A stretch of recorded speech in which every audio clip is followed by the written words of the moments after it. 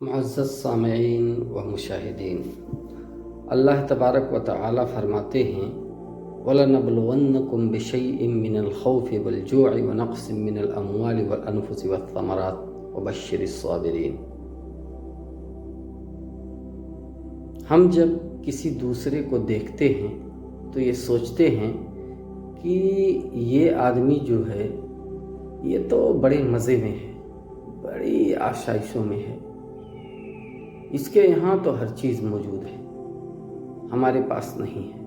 یا اس کا الٹا سوچتے ہیں کہ ہمارے پاس جو کچھ ہے یہ ہمارے اپنے عقل کی وجہ سے، اپنی ذہانت کی وجہ سے اور اپنی طاقت کی وجہ سے، اسی طریقے سے اپنی تجربے کاری کی وجہ سے، اپنی قابلیت کی وجہ سے ہے۔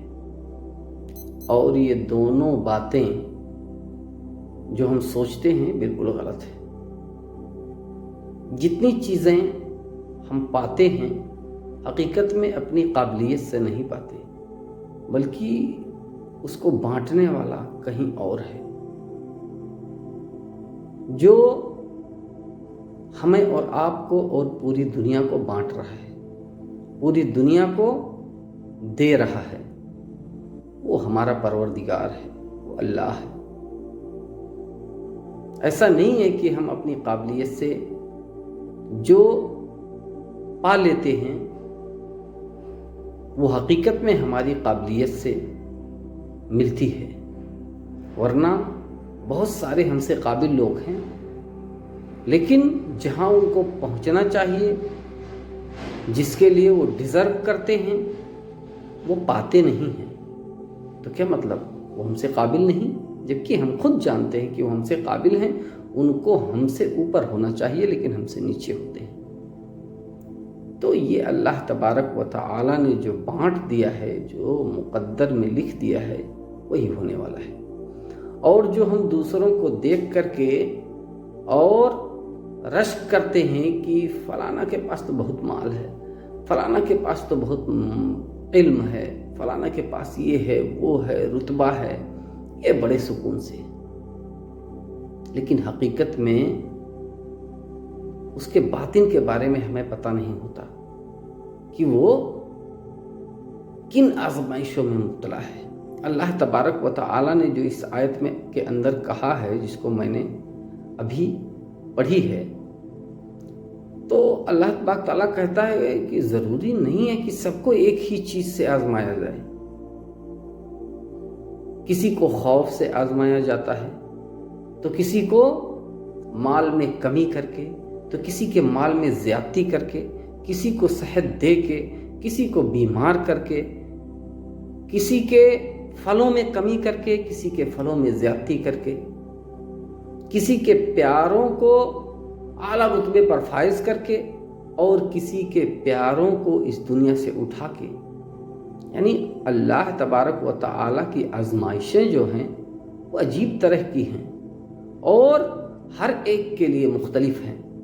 وہ کس چیز سے آزمایا جا رہا ہے آپ کو کیا پتا؟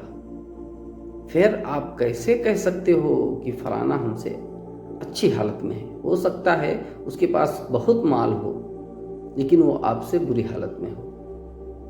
بہت سے ایسے مالدار ہیں جن کو آپ دیکھیں گے بہت مال ہے، لیکن وہ اس کو استعمال نہیں کر سکتے، اس کا اپبھوگ نہیں کر سکتے، اور آپ کے پاس بہت کم ہے لیکن آپ اس کا استعمال اچھی طرح کر سکتے ہو۔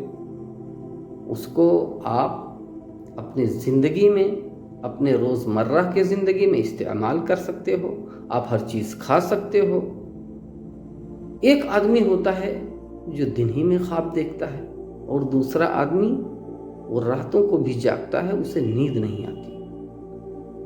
کچھ ہوتے ہیں جو دوائیاں کھا کے سوتے ہیں، کچھ ہوتے ہیں جو بستر پہ گرے اور سو گئے۔ تو یہ ساری چیزیں آپ ایک معیار پر تولیں گے تو ایسا کرنا ٹھیک نہیں ہوگا۔ لہذا کسی کو دیکھ کر کے آپ اپنے آپ کو نہ تو حقیر سمجھیں اور نہ ہی اپنے آپ کو اتنا بڑا سمجھیں اور دیگر لوگوں کو حقیر سمجھیں، ایسا نہ کریں، کیونکہ آپ مقدر کے بارے میں نہیں جانتے۔ تقدیر ایسی چیز ہے جس کے سامنے ساری تدبیریں فیل ہو جاتی ہیں۔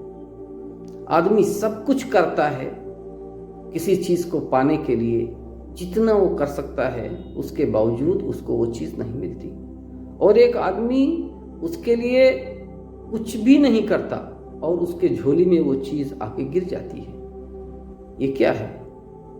یہ اللہ تبارک و تعالیٰ کے طرف سے دیا گیا انعام ہے، اکرام ہے، یا اللہ کے طرف سے یہ آزمائش ہے جس میں پوری کائنات مبتلا ہے۔ ہمیں اور آپ کو چاہیے کہ ہم اس بات کو سمجھیں، چاہے ہمارے اوپر دکھ ہو یا انعام ہو، دونوں صورتوں میں اللہ تبارک و تعالیٰ کا شکر ادا کریں اور صبر کریں۔ شاید کہ اللہ تبارک و تعالیٰ آپ کے تکلیف کو آرام میں بدل دے، اور اگر آپ کے پاس آرام ہے، آپ شکر کرو گے تو اللہ تبارک و تعالیٰ اس کو قائم و دائم رکھے گا، اس سے زیادہ دے گا۔ لَإِن شَكَرْتُمْ لَأَزِيدَنَّكُمْ۔ لہذا اللہ تبارک و تعالیٰ کے عصیان سے دور رہیں، اور کسی کو دیکھ کے رشک نہ کریں کہ ہم کو بھی ایسے ہو جانا چاہیے، اللہ تبارک تعالیٰ ہم کو کیوں اس طرح نہیں بنایا؟ آپ کو کیا پتا وہ کس عذاب میں مبتلا ہے؟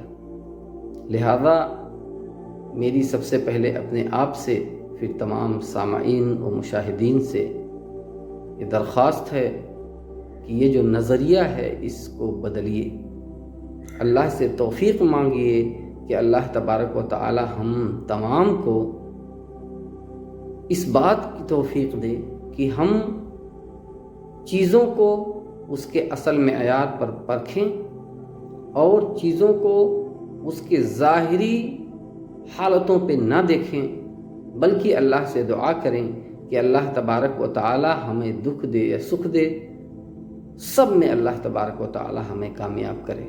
اللہ سے دعا ہے کہ اللہ ہمیں ایسی اچھی سمجھ عطا فرمائے اور اسی کے مطابق عمل کرنے کی توفیق دے۔ آمین۔